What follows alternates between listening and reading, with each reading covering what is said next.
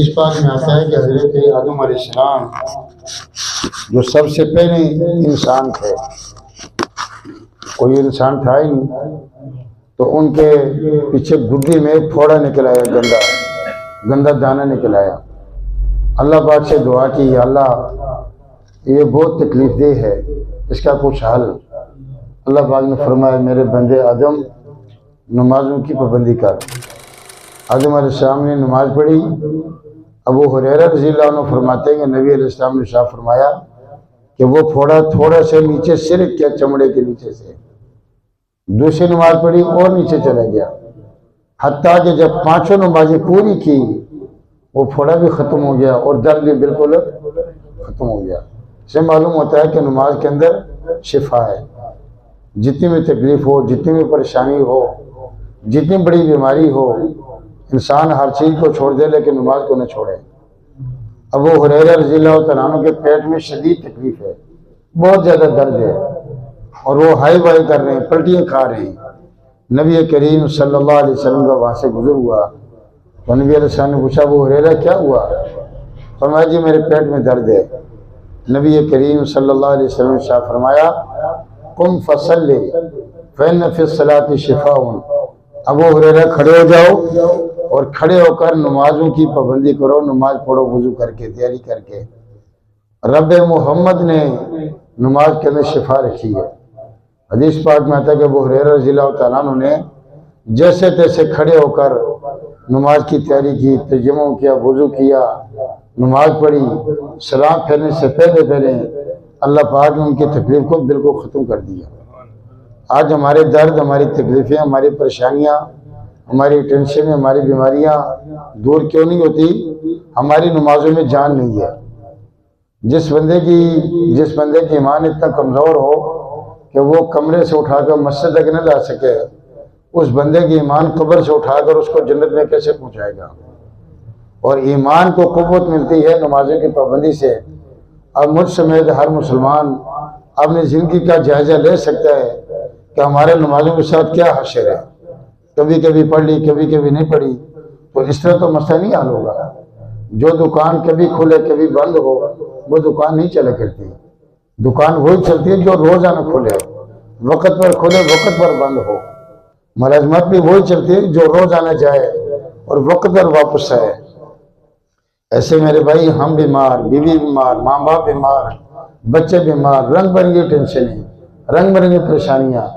ایک بندہ جو بالکل 0 میٹر ہو، کوئی ٹینشن نہ ہو، اس کو سڑک کے کنارے کھڑا کر دو اور اس کی یہ ڈیوٹی لگا لو کہ ہر آنے جانے والے سے پوچھے بھائی تیرا کیا مسئلہ ہے، تیری کیا پریشانی ہے، تیری کیا ٹینشن ہے۔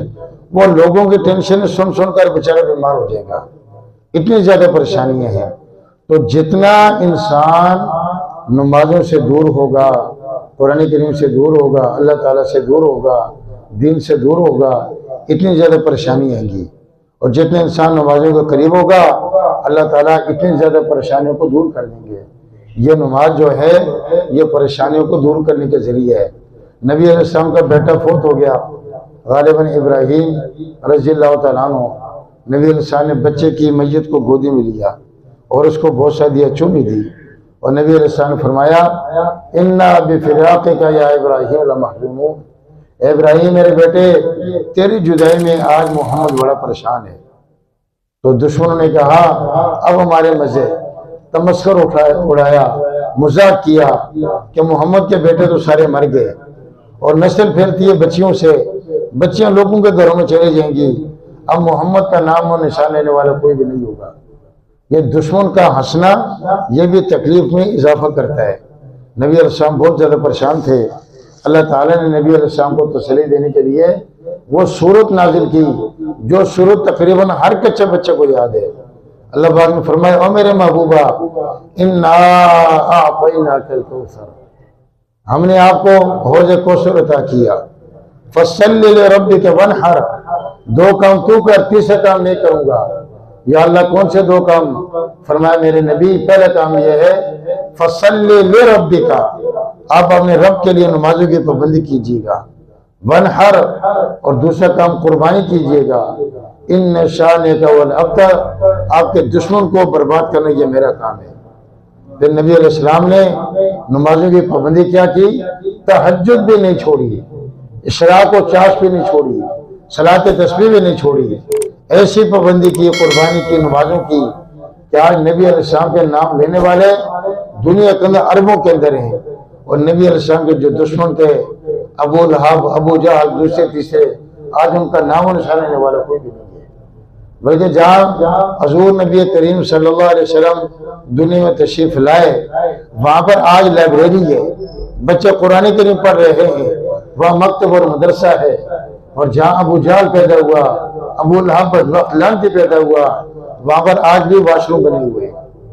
یہ نمازوں کی پابندی ہے۔ تو کوئی بھی مسئلہ ہو، کوئی بھی پریشانی ہو، ہمارا کام نماز پڑھنا اور اللہ تعالیٰ سے مانگنا ہے، اللہ تعالیٰ سے دعائیں کرنا ہے۔ اس بات کو ہم گھروں تک پہنچائیں۔ ہم خود تو مسجد میں آتے ہیں، لیکن ہمارے بچے کیوں نہیں آتے؟ ہمارے پوتے کیوں نہیں آتے؟ ننھے منھے معصوم بچے کیوں نہیں آتے؟ ساتھ یہ بات بھی کہہ دوں کہ مسجدوں میں بچوں کے آنے سے نہیں روکنے چاہیے بچوں کو۔ یہ آج کے بچے ہیں، کل کے نوجوان، آج کے نوجوان ہی کل کے ہمارے نمازی ہیں۔ یہ بچے موبائل پہ گیم چھوڑ کر آتے ہیں، ٹی وی ڈرامہ چھوڑ کر آتے ہیں، فلمیں چھوڑ کر آتے ہیں، کھیل کود کو چھوڑ کر آتے ہیں، اور مسجد میں آ کر ہم انہیں ڈانٹتے ہیں کہ چلو چلو دفعہ ہو جاؤ، تم اسٹانی کر دو، گھر چلے جاؤ۔ وہ بچپن میں مسجد میں آئیں گے تو بڈھے ہو کر آئیں گے، بوڑھے کو تو بیچارہ چل ہی نہیں سکتا، وہ کیا مسجد کا رخ کرے گا؟ اسے علماء نے فرمایا کہ جس مسجد کے نمازی جب نماز سے سلام پھیریں اور پچھلی صفوں میں بچوں کا شور نہ ہو، ان نمازیوں کو اپنے ایمان کا جنازہ ابھی سے پڑھ لینے چاہیے۔ ان نمازیوں کا مستقبل میں وہ مسجد ویران ہو جاتی ہے۔ گھروں سے ہم آئیں تو ہمارے ساتھ بچے ہوں، ہمارے ساتھ بچیاں ہوں، معصوم 2 سال کے 3 سال کے پیمپر والے بچے نہ ہوں جو مسجد گندگی نہ کریں۔ اگر گندگی کریں تو پیمپر پہن کر آ جائیں، لیکن بچوں کو نمازوں کا عادی۔ گھر میں ہم نوافل پڑھیں تو بچوں کو ساتھ کھڑا کریں، وہ جیسے الٹے سیدھے سجدہ کریں گے تو اس طرح بچوں کے ذہن میں سبق ہوگا کہ میرا دادا میرا ابو کیا کر رہا ہے۔ اور آخری بات یہ ہے کہ نبی علیہ السلام سے بڑا کون ہے بھائی؟ نبی علیہ السلام سے اونچا کون ہے؟ اور حسنین کریمین سے بڑا کون ہے؟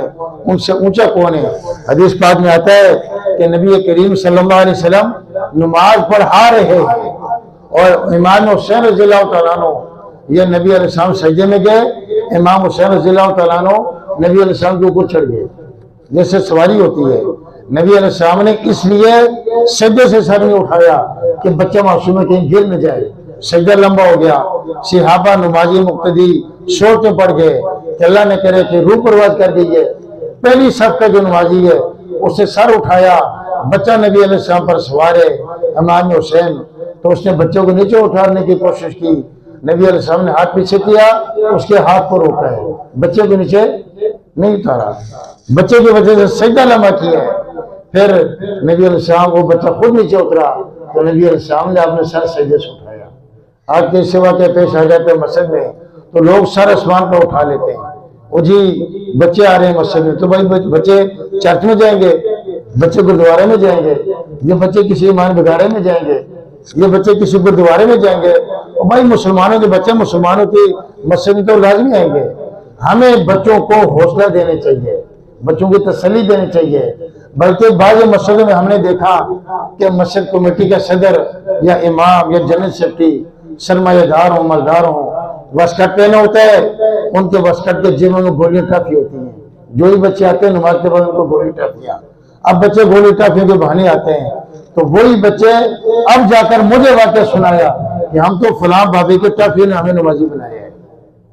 بھائی اس وجہ سے ہم گھر سے جب آئیں تو بچوں کو دیکھ کر آئیں، گھر میں نماز پڑھیں تو بچوں کے سامنے پڑھیں، ہماری خواتین نماز پڑھیں تو بچوں کے سامنے مسلح بچھائیں، مسلح اٹھائیں۔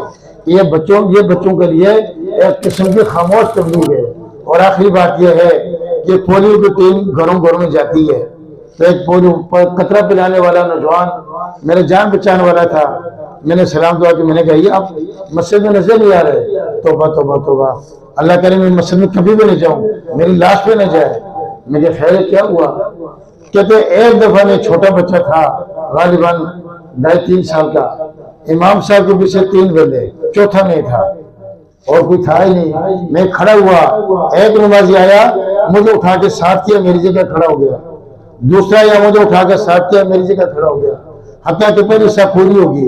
एक और नमाजी आया, मुझे उठा के पीछे सब में कर दिया, हत्या कि मैंने सलाम फेरा, मैं मस्जिद के गेट से बाहर था। वो दिन आज के दिन मैंने कसम उठाई कि मैंने कभी भी मस्जिद में नहीं जाना। भाई आपको ज्यादा शौक है स्वाब लेने का तो आप पहले आओ, बच्चा पहले आया है, पहले समय बच्चे का हक है, पहले समय बच्चे का हक है। अगर बड़ों को स्वाब लेने का, अजर लेने का शौक है तो भाई अजान मस्जिद में दे, अजान हो फिर फौरन मस्जिद में आ जाए, ताकि बच्चों को पहले समय आने का मौका ही नहीं मिले। लेकिन जो पहले आ गया वो उसका हक है, उसको उसकी जगह से उठाकर पीछे करना गुनाह कबीरा है। आप बच्चों को नमाज से मुतनफिर कर रहे हैं, आप बच्चों को मस्जिद से मुतनफिर कर रहे हैं, बच्चों को मस्जिद से हटा रहे हैं। जरा मगरिब की नमाज के बाद यहाँ पर आ जाया करें ना। मान लो कि छोटे छोटे बच्चे आकर खेलते रहते हैं, कूदते रहते हैं, भागते रहते हैं।